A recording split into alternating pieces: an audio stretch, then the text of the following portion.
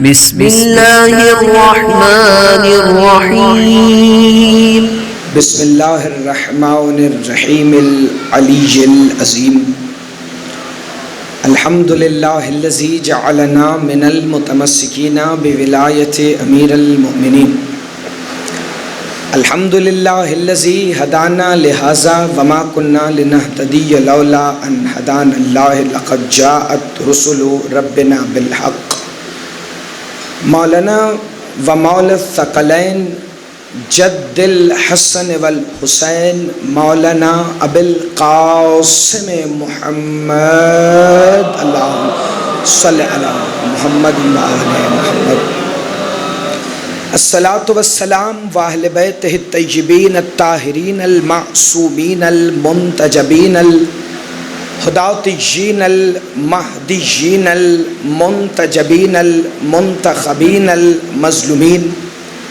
الذین اذھب اللہ عنکم الرجس اہل البیت ویطہرکم تطہیرا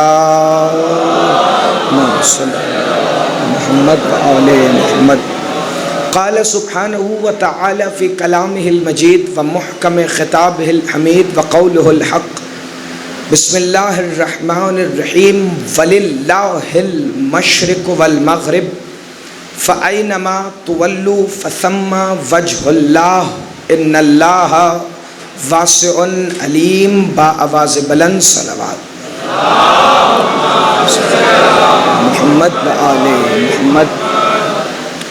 دعا ہے کہ خالق کائنات اس عظیم ترین ذکر کے درجات میں اور بھی بلندی عطا فرمائے، چونکہ یہ ذکر قبولیت کی دعاؤں کا محتاج ہی نہیں، چونکہ کائنات کی وہ عبادت ہے ذکر حسین علیہ السلام جو قبول پہلے ہے اور ادا بعد میں ہے۔ دعا ہے کہ خالق کائنات پاک نجف منزل اور پاک نجف منزل میں رہنے والے ہر سید کا سایہ ہمارے سر پہ سلامت رکھے۔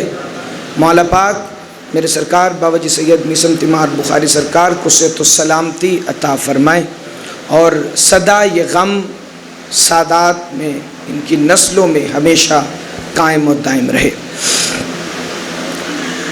چونکہ 1442 ہجری 1399 شمسی اور 220 عیسوی کا یہ محرم الحرام افق عالم پر طلوع ہو کے پوری دنیا کو یہ پیغام دے رہا ہے کہ واحد ہے آقا حسین کی چوکھٹ جہاں ایک لمحے میں گناہگار بھی علیہ السلام ہو جاتے ہیں۔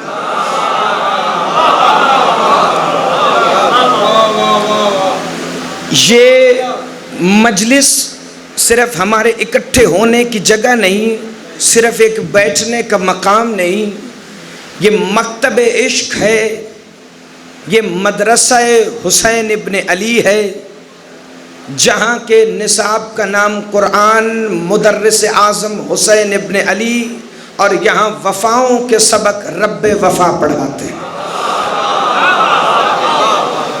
میں اپنی حیثیت اوقات اور خصوصاً دفتر توحید سے ملنے والی خیرات کی عزت اور عظمت کے صدقے میں سورہ بقرہ کی آیت نمبر 115 کی تلاوت کا شرف حاصل کر چکا ہوں، اور مسلسل 7 دن اسی آیت کے ضمن میں جو فضائل مولا کی بارگاہ سے عطا ہوں گے وہ میں آپ تک پہنچانے کی کوشش کروں گا، چونکہ جس کے دل میں شہنشاہ کی ولایت خالص طریقے سے موجود ہے اسے ترجمہ بھی شاید سننے کی ضرورت نہ پڑے، لیکن یہ آیت ایسی ہے کہ جس میں خاص فضائل چھپا ہوا ہے اور ظاہر بھی ہے، چونکہ ظاہر ہو یا باطن، اول ہو یا آخر، اس کا تعلق انہی کے ساتھ۔ قرآن میں ارشاد ہو رہا ہے بسم اللہ الرحمن الرحیم وَلِلَّهِ الْمَشْرِقُ وَالْمَغْرِبُ، مشرق اور مغرب اللہ کے لیے ہیں، فَأَيْنَمَا تُوَلُّوا فَثَمَّ وَجْهُ اللَّهِ، اور تم جدھر بھی دیکھو گے تمہیں اللہ کا چہرہ نظر آئے گا۔ جس کا ہاتھ اٹھ کے ہے بڑی مہربانی، آپ سدا سلامت رہیں۔ چونکہ یہی آیت ہے جو مجھے 7 دن پڑھنی ہے تو کوشش کریں اسے ابھی سے حفظ کر لیں۔ وَلِلَّهِ الْمَشْرِقُ وَالْمَغْرِبُ فَأَيْنَمَا تُوَلُّوا فَثَمَّ وَجْهُ اللَّهِ، مشرق اور مغرب اللہ کے لیے ہے، تم جدھر بھی دیکھو گے تمہیں اللہ کا چہرہ نظر آئے گا، اور جس اللہ کا چہرہ تمہیں ہر طرف نظر آئے گا، ان اللہ واسع علیم، وہ اللہ بڑا واسع ہے، وہ اللہ بڑا علیم ہے۔ علی بادشاہ کی عزت اور عظمت کی قسم، المنجد جیسی لغت عرب نے وجہ کا مطلب لکھا ہے چہرہ، لیکن الموجم الوسیط جو لغت عرب میں ایک اپنا مقام رکھتی ہے، اس نے وجہ کے 20 مطلب لکھے۔ میں گزارش کرتا چلوں کہ لفظ وجہ اور اس سے نکلنے والے لفظ 75 مرتبہ قرآن میں آئے، چاہے وہ وجہہ ہو، چاہے وہ وجہیہ ہو، چاہے وہ وجہن ہو، چاہے وہ وجوہکم ہو، چاہے وہ وجہہا ہو، یہ 75 مرتبہ مختلف آیتوں میں چہرے کا ذکر آیا۔ انہی میں سے ایک آیت ہے کہ تم جہاں دیکھو گے تمہیں اللہ کا چہرہ نظر آئے گا۔ جو 20 مطلب الموجم الوسیط نے لکھے اس میں سے 3-4 میں پیش کرتا ہوں۔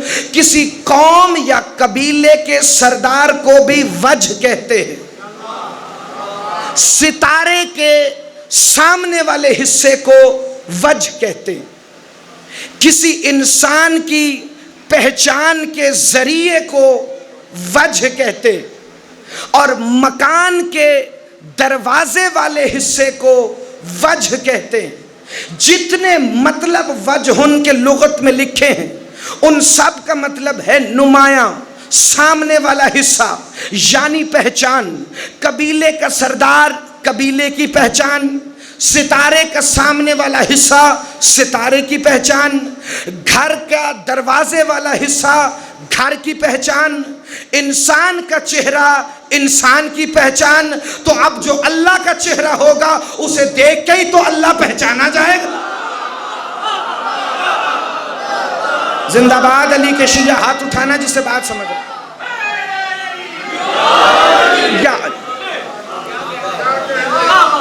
اب جو وجہ اللہ ہوگا آغا جی، اسے ہی تو دیکھ کر اللہ پہچانا جائے گا۔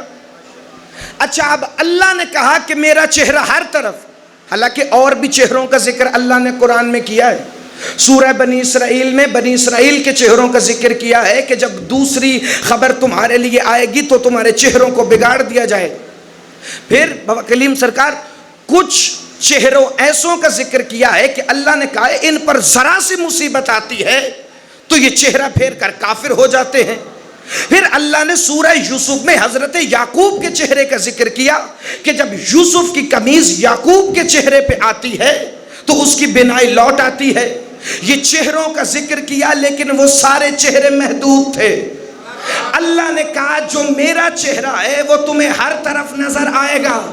تو آؤ میں تمہیں بتانا دوں وہ اللہ کا چہرہ کون سا ہے جو صرف مشرق اور مغرب اور شمال اور جنوب میں نہیں، آسمان کو دیکھو گے تو بھی وہی نظر آئے گا، زمین پہ پھرو گے تو بھی وہی نظر آئے گا۔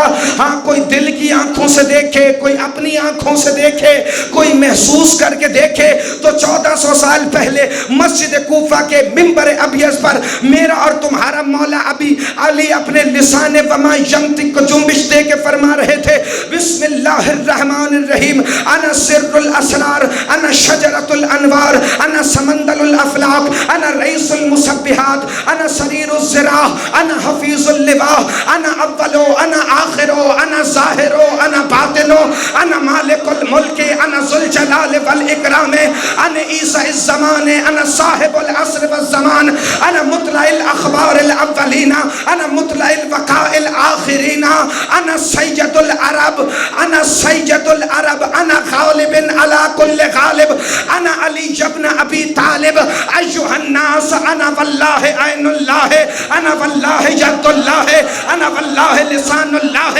انا واللہ جنب اللہ، انا واللہ نفس اللہ، انا واللہ وجہ اللہ۔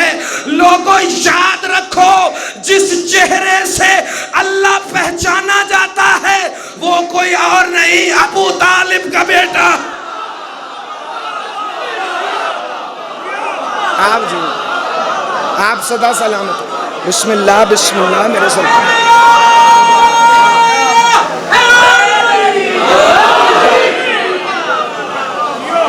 کیونکہ چہرہ پہچان ہے، پہچان ہوگی اللہ کی جب وجہ اللہ دیکھو۔ اور شیعہ تفسیر، ہر شیعہ کو ماننا پڑے گا، تفسیر صافی کو بھی، تفسیر نور الثقلین کو بھی، چاہے کوئی بھی ہو، چاہے وہ علی کو عبادت میں لاتا ہو یا نہ لاتا ہو، لیکن مولوی کی بات سے بندہ نہیں پھرتا۔ ہاں یہ دور ہی ایسا ہے، مولا کی بات پہ یقین بعد میں، مولوی کی بات پہ پہلے۔ تو جو صرف مولوی کی بات پہ یقین کرتا ہے اس تک میرا پیغام پہنچا دینا۔ تفسیر صافی اور تفسیر نور الثقلین میں، دونوں تفاسیر میں اس آیت کی تفسیر میں لکھا ہے کہ یہاں وجہ اللہ سے مراد وہ چہرہ نہیں جیسا انسان کا چہرہ ہے، اس سے مراد وہ حجتیں ہیں جو رسول کے ساتھ ساتھ۔ زندہ باد بھائی، جسے بات سمجھ آئی ہے اسے ممبر کی بلندیوں سے میرا سلام ہے۔ سادات عظام دعا فرمائیں کہ میں اگلا فقرہ پڑھوں گا۔ اس سے مراد وہ حجتیں ہیں جو رسول کے ساتھ ساتھ ہیں، اس سے مراد وہ ولی ہیں، وہ امام ہیں جو رسول کے ساتھ ساتھ ہیں۔ یاد رکھیے گا جو رسول کے ساتھ ہے وہ وجہ اللہ ہے۔ نجف منزل سے لے کے جامعۃ الازہر تک اس طالب علم کا پیغام ہر جگہ پہنچا دینا، جو جس کو رسول کے ساتھ سمجھتا ہے، ہمت ہے تو اسے وجہ اللہ کہہ کے دکھا۔ آپ زندہ باد، آپ سدائی سلامت۔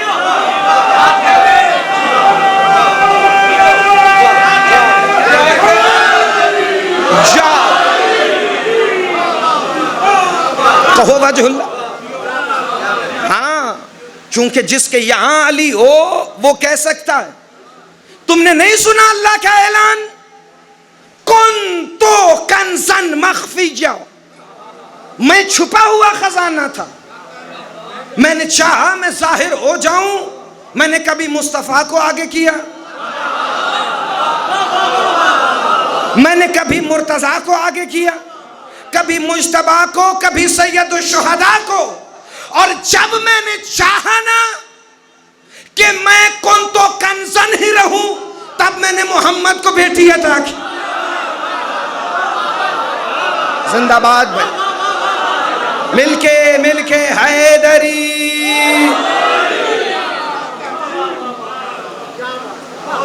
یہ ہے وجہ اللہ، جو پہچان ہے اللہ کی۔ ایک لمحہ مجھے دو تو میں موضوع کی آیت سے شروع کر کے پھر، چونکہ اب 7 دن مسلسل اسی آیت پہ گفتگو ہے۔ وَلِلَّهِ الْمَشْرِقُ وَالْمَغْرِبُ، مشرق اور مغرب اللہ کے لیے۔ یہ قرآن میں ایک دفعہ مشرق اور مغرب نہیں آیا، 6 دفعہ مشرق اور مغرب قرآن میں آیا۔ یہ ایک لمحے میں خاموش ہو کے سننا آسان ہے، بڑا ٹائم لگتا ہے ڈھونڈنے میں کتنی دفعہ آیا ہے مشرق اور مغرب۔ مشرق اور مغرب 6 دفعہ آیا۔ اللہ نے اس آیت میں بھی کہا، ایک اور آیت پڑھتا ہوں، سورہ مزمل، رب المشرق والمغرب لا الہ الا ہوا فاتخذہ وکیلا۔ اللہ رب ہے مشرق اور مغرب کا۔ جب 6 دفعہ پروردگار تو نے مشرق اور مغرب کہا تو پھر یہ سورہ رحمان میں آ کر آیت کا انداز بدلا کیوں؟ رب المشرقین و رب المغربین، میں 2 مشرقوں کا رب ہوں۔ اللہ جانے وحی کے مزاج کو میں تو نہیں سمجھتا، شاید کو سید فقیر وحی کا مزاج سمجھے تو پھر مجھے بھی سمجھائے۔ رب المشرق والمغرب سے اچانک ہو گیا رب المشرقین و رب المغربین، میں 2 مشرقوں کا رب ہوں، میں 2 مغربوں کا رب ہوں۔ لو محرم کے عشرے میں چونکہ نجف منزل کی سنگت کے علاوہ سارے لوگ آئے ہوتے ہیں تو میں تمہیں ایک تحفہ نہ دے دوں۔ اللہ نے کہا میں مغرب اور مشرق کا رب ہوں۔ پھر سورہ رحمان میں کہا میں 2 مشرقوں اور 2 مغربوں کا رب ہوں۔ ہوا کچھ یوں تھا کہ ابو طالب کے بیٹے کے دلدل کے سموں سے جو وقت حرکت کرتا تھا،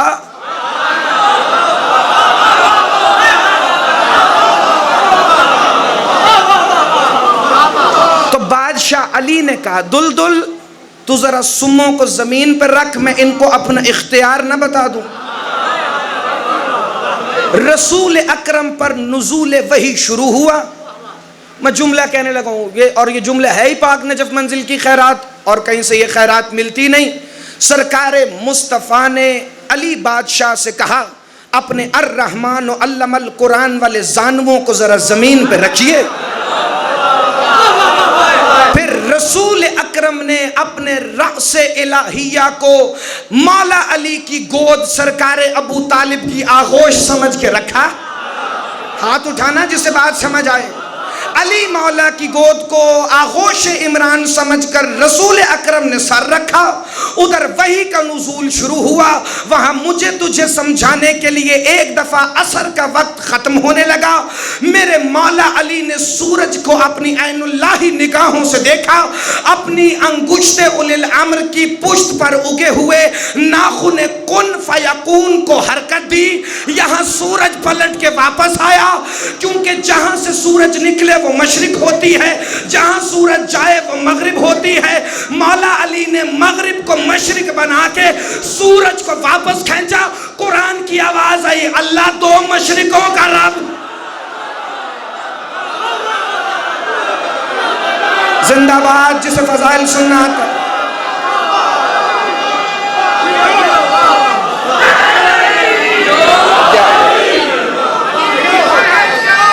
آپ صدا سے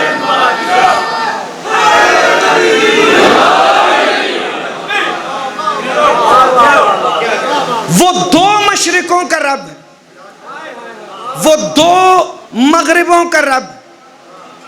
ابھی کتابوں میں تو ملتا ہے نا شمس مرتین، 2 دفعہ سورج پلٹایا۔ میں اگلے جملے میں بتاؤں گا کہ یہ سورج کے آنے اور جانے میں راز ہے کیا، اور کہاں کہاں پلٹ سکتا ہے، کہاں کہاں جا سکتے۔ اس سے پہلے ایک جملہ سنی، یہ سورج کو پلٹانا کوئی اچانک تو واقعہ نہیں۔ اللہ کا ایک نبی ہے جس کا نام ہے حضرت ابراہیم خلیل اللہ۔ یاد رکھیے خلیل اور حبیب میں بڑا فرق ہے۔ خلیل وہ ہے جو اللہ کو دوست رکھے، حبیب وہ ہے جس سے اللہ دوستی کی خواہش کرے۔ آپ زندہ باد۔ نمرود کے دربار میں جد الانبیاء حضرت ابراہیم نے ایک دعویٰ کر دیا۔ نمرود نے کہا میں خدا ہوں، ابراہیم نے کہا نہیں، ہم جھوٹے خداؤں کو نہیں مانتے۔ کہا اچھا ابراہیم تمہارا خدا کیا کر سکتا ہے جو میں نہیں کر سکتا؟ کہا میرا خدا اس پر قادر ہے کہ وہ سورج کو مشرق سے نکالے۔ اگر تو میرا رب ہے تو ذرا سورج کو مغرب سے نکال۔ اگر تو میرا رب ہے تو سورج کو مغرب سے نکال۔ اب خلیل کا دعویٰ تھا، اللہ نے کہا نہ میں نمرود کو نظر آؤں گا ابراہیم، نہ میں تجھے نظر آؤں گا، چونکہ مجھے تو پردہ معراج میں محمد بھی دیکھے تو کہتا ہے میں نے دل کی آنکھوں سے دیکھا ہے۔ پھر مصطفیٰ آ کے فرماتے ہیں لَقَدْ رَأَى مِنْ آیَاتِ رَبِّهِ الْكُبْرَى، میں نے دل کی آیتوں سے اللہ کی آیت کبریٰ کو دیکھا ہے۔ علی فرماتے ہیں وہ آیت کبریٰ میں ہی تو ہوں جسے دل کی آنکھوں سے محمد۔ توجہ بھائی، حضرت ابراہیم نے کہا اگر تو میرا پروردگار ہے، اگر تو میرا رب ہے، اگر تو میرا معبود ہے، اگر تو میرا پالنے والا ہے تو پھر ذرا سورج کو مغرب سے تو نکال کے دکھا۔ بس انبیاء کے مشکل کشا نے دعویٰ سن کے کہا ذرا ایک دفعہ مصطفیٰ کی ظاہری نصرت کرنے کے لیے مجھے دنیا کے اندر اپنے قدموں سے زمین کو عزت عطا کرنے تو دے۔ پھر مولا علی نے اپنی انگشت کی پشت پر اگے ہوئے ناخن سے سورج کو مغرب سے پلٹا کے بتایا ابراہیم اب راضی ہو؟ آپ جی آپ صدا سلام۔ ابراہیم میں نے سورج کو پلٹایا۔ اچھا رب المشرق والمغرب رب المشرقین و رب المغربین. لیکن جیسے اردو میں واحد جمع اور انگلش میں سنگولر پلورل ہوتا ہے نا، ایسے ہی عربی میں نہیں ہوتا. چونکہ عربی میں 3 صیغے ہوتے ہیں: واحد، جمع، تثنیہ.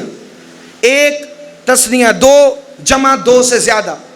تو اب تک جو قرآن کہہ رہا تھا نا رب المشرق والمغرب، پھر 2 کا صیغہ کر کے کہا رب المشرقین و رب المغربین. اب سورہ معارج میں آواز دے کے کہا رب المشارق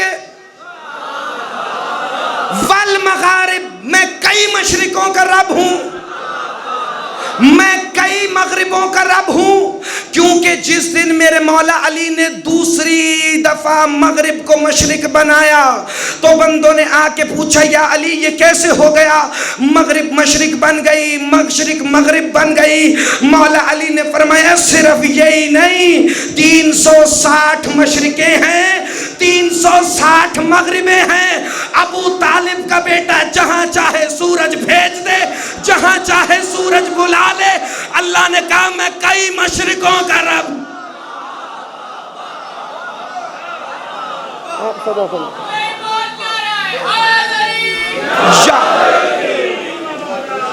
اور میرے فضائل پہ سرداروں کی مسکراہٹ یقیناً دعا ہے. تو میں آخری جملہ فضائل کا پڑھوں.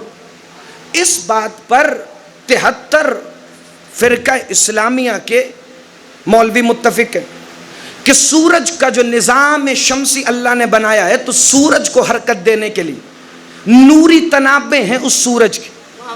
70,000 ملائکہ سورج کی نوری تنابوں کو کھینچتے ہیں، 70,000 دھکا لگاتے ہیں.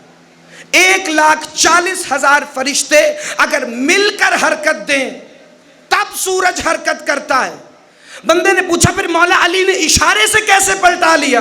میں نے کہا مخلوق اور خالق کے ہاتھوں میں یہی تو فرق ہے. پچھلے بندے مجھے نہیں پتا کس سوچ میں. آپ کے کیا کہنے؟ بھائی مخلوق اور خالق کے ہاتھوں میں یہی تو فرق ہے. کیونکہ جس کا چہرہ وجہ اللہ ہے اسی کے تو ہاتھ ید اللہ ہیں. اسی لیے وقت ہے ابھی بھی علی ولی اللہ پڑھ، علی کی چوکھٹ پہ سجدہ ریز ہو جا. پھر قیامت کے دن چاہے 1,40,000 فرشتے تجھے مل کے جہنم بھیج رہے ہوں گے، علی اشارہ کر کے واپس بلا.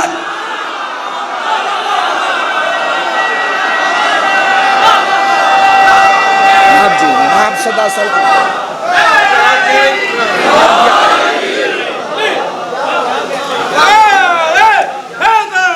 یا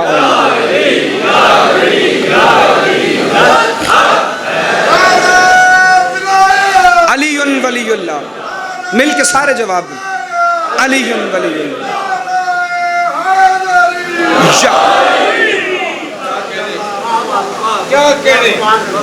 لوگ وجہ اللہ اور ید اللہ تو دور کی بات اپنے اپنے امام بنا کر بیٹھ گئے. یاد رکھیے اللہ نے قرآن میں کہا تھا وَلِكُلِّ قَوْمٍ ہاد، ہر قوم کے لیے ایک ہادی ضرور ہے. لیکن اللہ نے ساتھ قرآن میں یہ بھی کہا تھا وہ ہادی بنانے کا اختیار بندوں کے پاس نہیں. سورہ قصص میں بھائی پیغام کے فکرے اور یہی فکرے آخری ہیں فضائل کے. سورہ قصص کی آیت نمبر 68 میں آواز دے کے کہا میرے سرکار اللہ نے سنو وَرَبُّكَ يَخْلُقُ مَا يَشَاءُ وَيَخْتَارُ مَا كَانَ لَهُمُ الْخَيْرَ سُبْحَانَ اللَّهِ وَتَعَالَى عَمَّا يُشْرِكُونَ. اللہ رب ہے وہ جسے چاہے خلق کرے اور جسے چاہے اختیار دے کے امام بناتا ہے. اب یہ جو لوگوں نے بنائے ہیں نا اپنے اپنے امام کہ علی کے علاوہ اور امام، امام زمانہ کے علاوہ جس کو دل چاہا 13واں امام، جس کو دل چاہا 14واں امام. اللہ نے انہی منکروں کے لیے کہا تھا سبحان اللہ وتعالی عما یشرکون. یہ اختیار انسان کے پاس نہیں اور اللہ اس شرک سے بے نیاز ہے. اس کا مطلب جو بندہ اپنی مرضی سے امام چنے گا تو وہ خدا کی ذات میں شرک کرے گا. اللہ نے نہیں کہا یوم ندعو کل اناس بامامہم، ہر بندہ محشر میں امام کے ساتھ اٹھے گا. جس نے خود بنایا ہوگا وہ اپنے امام کے ساتھ، جس کا منصوص من اللہ ہوگا وہ اپنے امام کے ساتھ، جس نے خود بنایا ہوگا وہ مشرک ہوگا.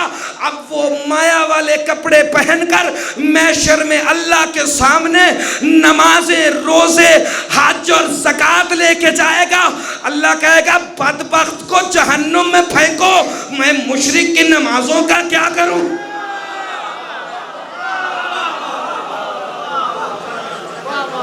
جن کے ہاتھوں کو اللہ اپنے ہاتھ کے، جن کا چہرہ وجہ اللہ، ان کی بیٹیوں کے ہاتھ شام کے بازاروں میں بندھے۔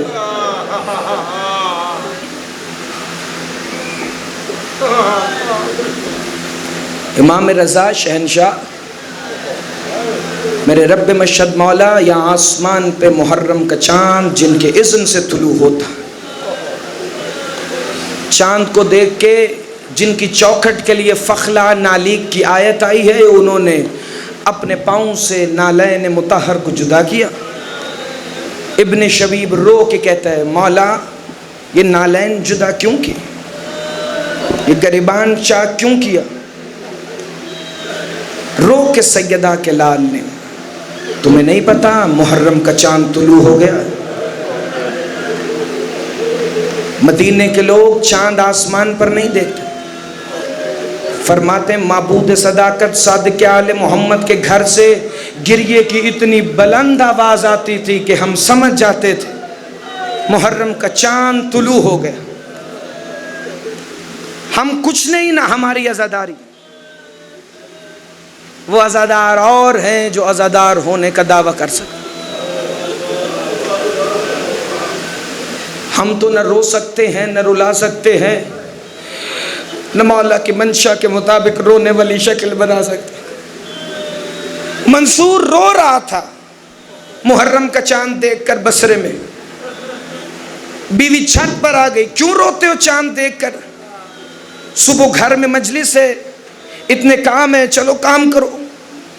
کہتے تجھے نہیں پتا ہر یکم محرم میرے گھر میں مجلس ہوتی ہے، عزادار آتے ہیں، جب حسین کے ماتمی کل مجلس کے بعد لنگر کے لیے صفیں بنا کر بیٹھ جائیں گے، 4 دن سے میں نے مزدوری کی نہیں، گھر میں بچوں کے کھانے کے لیے کھانا نہیں، میں حسین کے ماتمیوں کو کیا پیش کروں گا لنگر کے طور پر؟ بیوی مسکرا کے کہتی ہے حسین پہ تیری میری جان قربان نہیں، یہ ہمارے 2 بیٹے کس لیے ہیں، انہیں بازار میں لے جا کر بیچ دے، کل حسین کی مجلس بھی ہوگی، عالی شان نظر و نیاز کا اہتمام بھی ہوگا۔ خوش ہو گیا منصور، اگلے دن فجر کی نماز کے بعد دونوں بیٹوں کی انگلیاں پکڑ کر بصرے کے بازار میں جا کے کہتے ہیں ہے کوئی جو عزادار حسین کے بیٹوں کو حسین کے نام پہ خرید لے؟ عزاداروں، یا سورج دوپہر کے وقت پوری آب و تاب کے ساتھ چمک رہا تھا کہ یہ تھک ہار کر آخری آواز لگانے لگا، ہے کوئی جو تھوڑی سی قیمت دے کر میرے بیٹوں کو حسین کے نام پہ خرید لے؟ عزاداروں، منصور کہتا ہے میں نے آخری صدا لگائی، کوئی گھوڑے سوار آیا جس کے چہرے پر نقاب تھا، میرے دونوں بیٹوں کو اٹھا کے اپنے گھوڑے کی زین پہ بٹھایا، اشرفیوں کی تھیلی میرے ہاتھ میں دی، میں نے دیکھا تو اتنی ہی رقم تھی جتنی نظر و نیاز کے لیے چاہیے تھی، میں واپس آیا، آقا حسین کی مجلس یکم محرم کو ہو گئی۔ مجلس کے بعد عزادار کھانا کھا کے چلے گئے، میں اور میری بیوی نفس مطمئنہ کی عزاداری کر کے بڑے مطمئن طریقے سے بیٹھے تھے کہ ایک دفعہ میری بیوی کی خاموش آنکھوں سے آنسو جاری ہوئے، رو کے صرف اتنا کہا اللہ جانے میرے بچے کون لے گیا ہے، وہ کس حال میں ہوں گے۔ عزاداروں، ابھی اس کے منہ سے اتنا جملہ نکلا تھا، یہاں دکل باب ہوا، منصور نے دروازہ کھولا، کیا دیکھتا ہے دونوں بچے شاہی پوشاکیں پہن کر دروازے کے باہر کھڑے ہیں۔